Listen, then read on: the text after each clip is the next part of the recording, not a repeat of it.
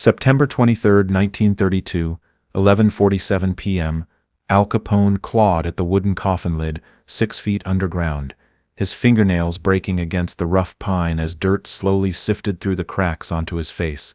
43 minutes earlier, Vincent the Gravedigger Torrino and his crew had thrown Al into this makeshift grave behind St. Alphonsus Cemetery, confident that Chicago's most dangerous crime boss would suffocate in the darkness within the hour. They had counted on Al's panic, his desperation, his human instinct to waste oxygen screaming for help that would never come.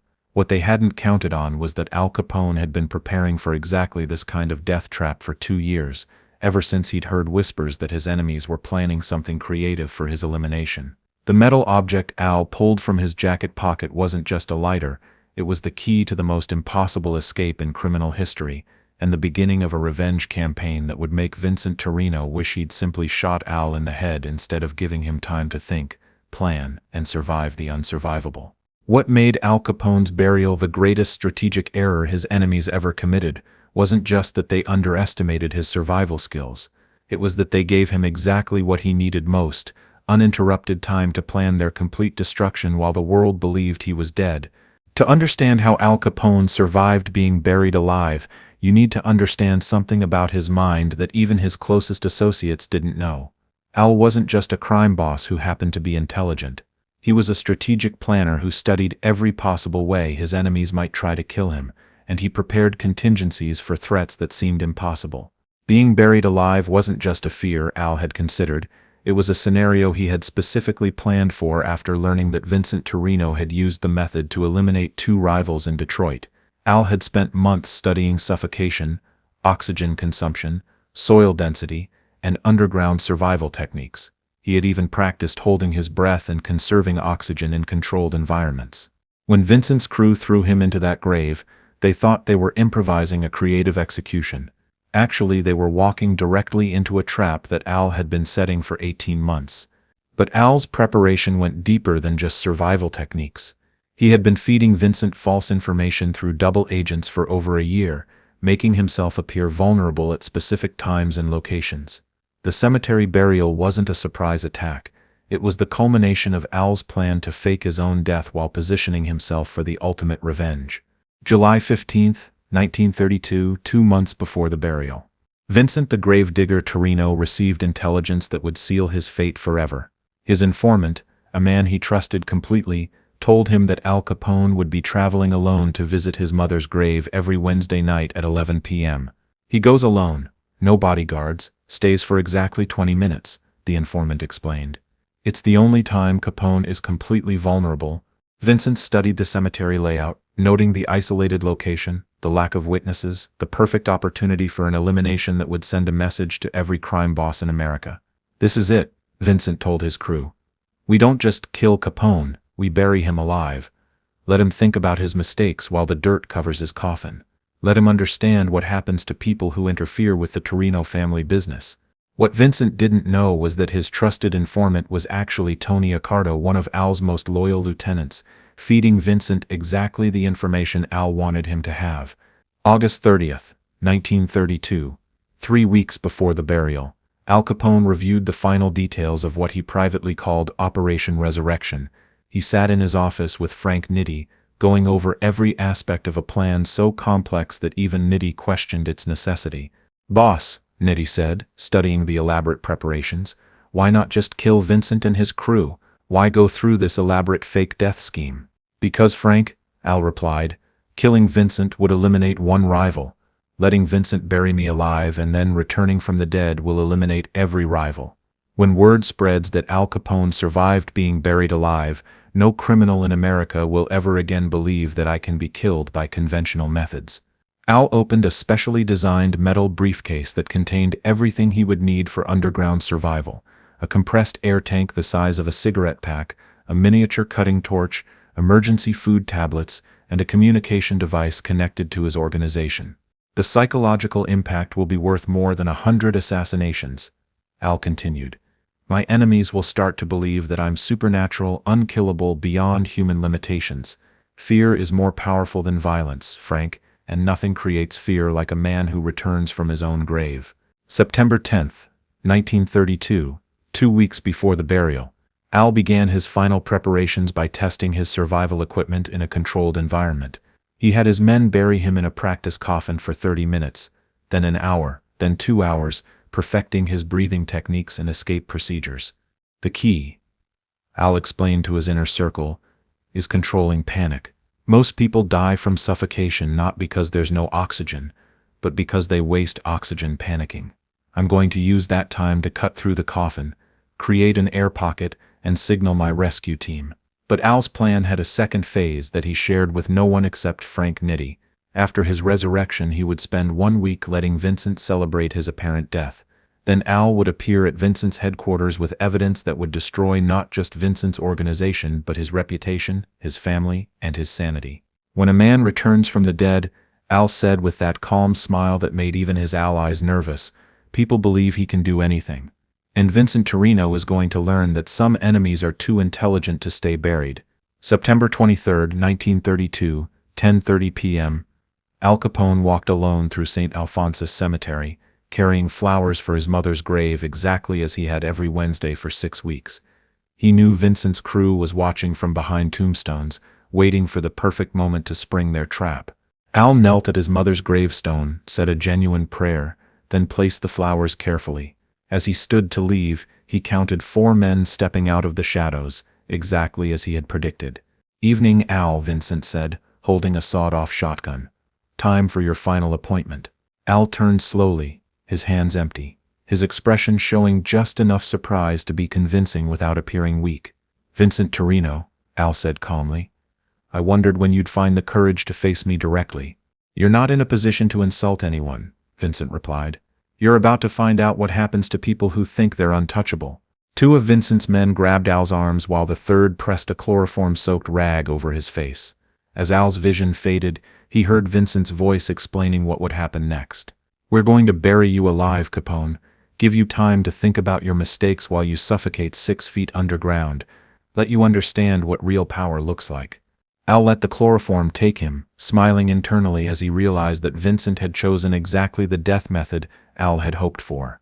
September 23, 1932, 11 p.m. Al woke up inside a wooden coffin, feeling the weight of dirt being shoveled onto the lid above his head, the sound of shovels hitting wood, then the duller sound of dirt hitting dirt as his grave was filled. Vincent's voice filtered down through the soil. "Hope you enjoyed your last look at the stars, Capone. Next stop, hell." Al waited until the shoveling stopped, until he heard Vincent's crew walking away, laughing about their creative execution method. Then he began the escape that would become legend. First, Al activated his miniature air supply, giving himself an extra 2 hours of oxygen. Next, he used his compact cutting torch to create a small hole in the coffin lid, allowing dirt to fall in but also creating an air channel to the surface. The most difficult part wasn't the physical escape. It was the psychological discipline required to work methodically while buried alive. Al forced himself to breathe slowly, conserve energy, and follow the survival plan he had practiced dozens of times. Using the cutting torch, Al carefully expanded the hole in the coffin lid until he could fit through it. Then began the slow process of digging upward through 6 feet of loose soil, creating a tunnel just wide enough for his body. The entire escape took 3 hours and 17 minutes. At 2:17 a.m., Al Capone's hand broke through the surface of his own grave, followed by his head, then his body, emerging from the earth like something from a nightmare. But Al's resurrection was just the beginning.